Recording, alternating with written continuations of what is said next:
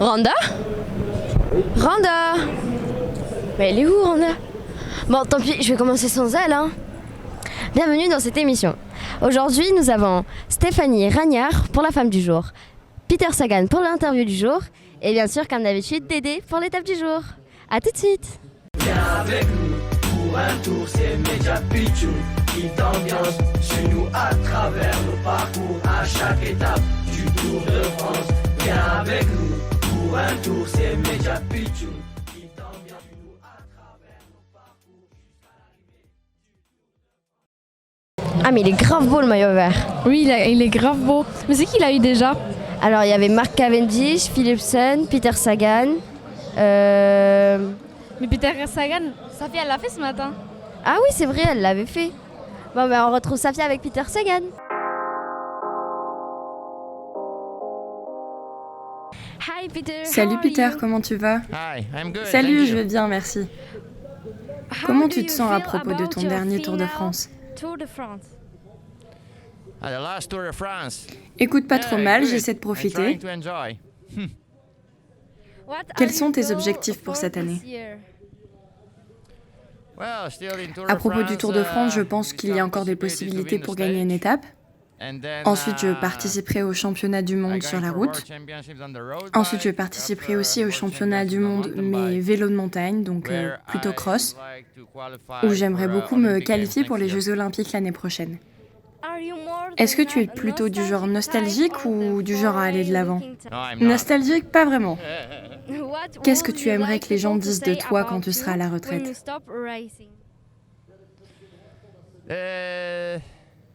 Sûrement qu'ils aimaient quand je courais encore. Quelle serait ta fin de carrière parfaite? Où tu la passerais et en train de faire quoi? Eh bien, qui sait? On ne peut pas vraiment prédire le futur. Est-ce que tu peux signer ces maillots, s'il te plaît?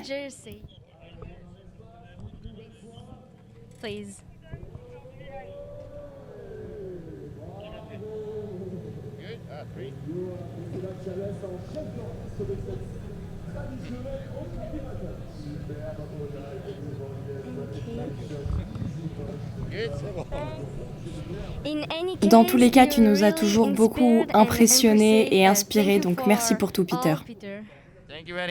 Merci beaucoup. Ah l'étape d'aujourd'hui elle est trop facile. Non, elle est difficile. Bah non elle est trop facile. Non, elle est difficile. Bon si tu veux on va demander à Dédé comme ça elle nous explique l'étape du jour. Oui, vas-y, on y va.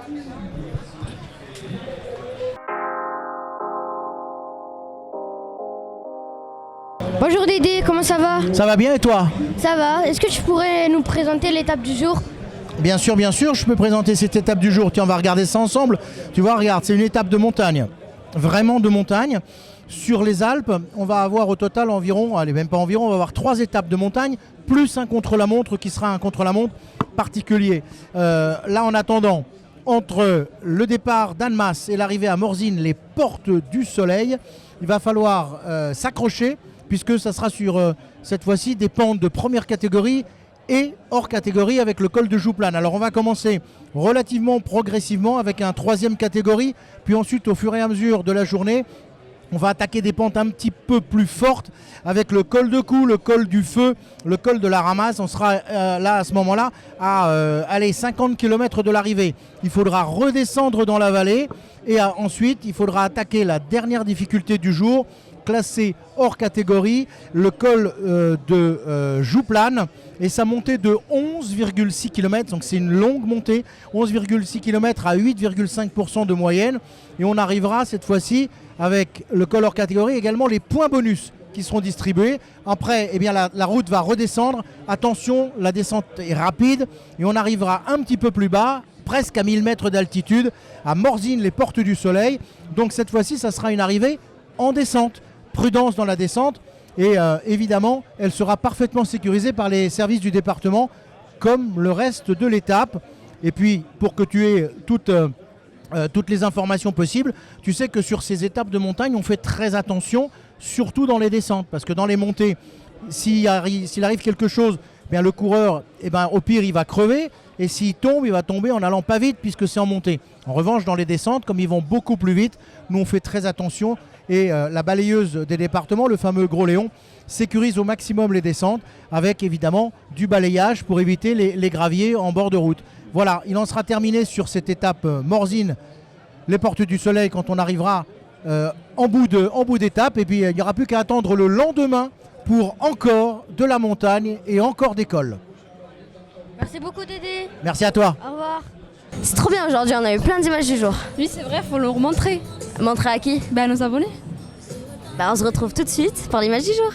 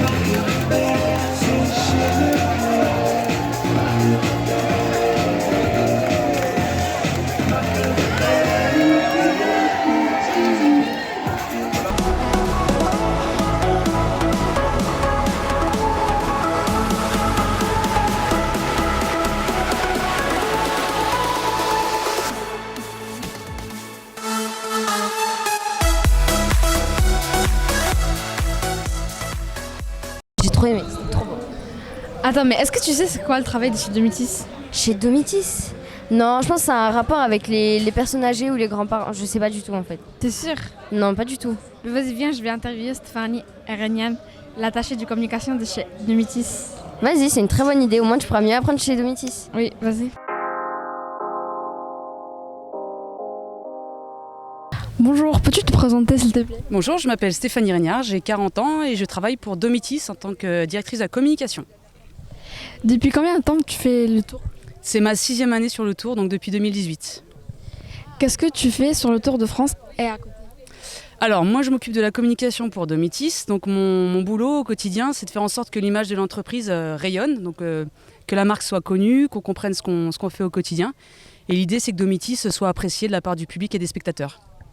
Pourquoi c'est important que des résidences seniors soient mises en avant dans la caravane de tour? Alors c'est important parce qu'aujourd'hui les personnes âgées, on n'en parle pas souvent dans la société ou peu, mais avec des sujets qui ne sont pas toujours très, très, très fun. Donc nous ce qu'on a envie de donner c'est une place plus grande à ces seniors, plus rigolote, plus fun. C'est pour ça que la caravane on l'a construite aujourd'hui avec un dispositif un peu bande dessinée, un peu cartoon pour donner à cette population une place assez fun et déstigmatisante. Les personnes âgées doivent représenter une bonne partie de ceux qui regardent la course, non? Exactement. En fait, en bord de route, on dit qu'il y a à peu près 60% de spectateurs qui sont des retraités. Donc ce sont nos clients ou nos futurs clients et c'est pour ça qu'on est sur le Tour de France parce qu'on sait que notre clientèle est présente. Qu'est-ce que te tient le plus à cœur dans ta mission? Alors je pense que c'est donner du sourire et du bonheur en bord de route justement à tous ces spectateurs. Le Tour de France c'est une fête et il faut que tout le monde y participe. Qu'est-ce qui te plaît le plus dans ton métier de... Je pense que ce qui me plaît le plus, c'est de rencontrer des gens dans un contexte qui est extraordinaire quand même. Et puis c'est ça, c'est partager en toute convivialité, mais on sait qu'on est là pour le boulot, mais on sait qu'on le fait de manière assez sympa. Merci. Merci à vous. Bon, je vous dis au revoir avec Continental et merci beaucoup d'avoir regardé notre émission. Au revoir.